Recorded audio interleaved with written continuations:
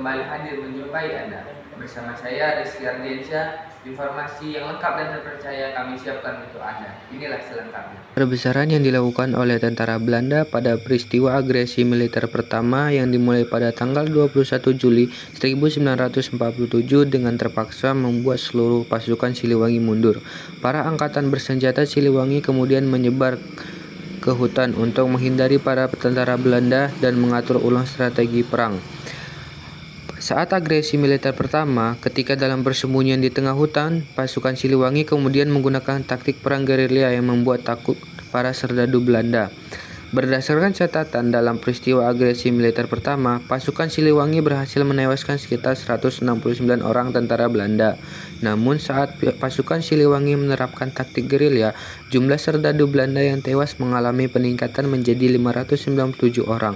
Dengan peristiwa tersebut, kemudian pasukan Siliwangi begitu ditakuti oleh Belanda dan disebut-sebut sebagai Raja Rimba yang ganas.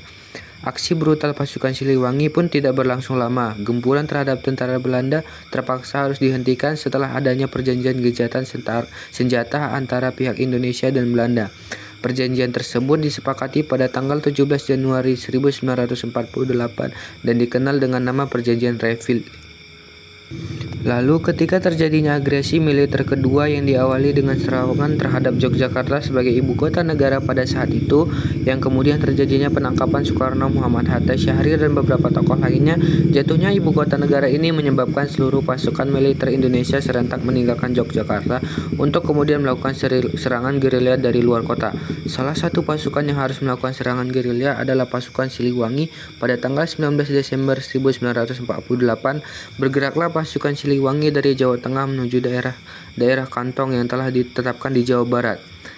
Perjalanan kembalinya pasukan Siliwangi ke Jawa Barat pada saat itu dikenal dengan peristiwa Long March Siliwangi. Baiklah, pemirsa Rizky, informasi tadi menutup jumpa kita hari ini.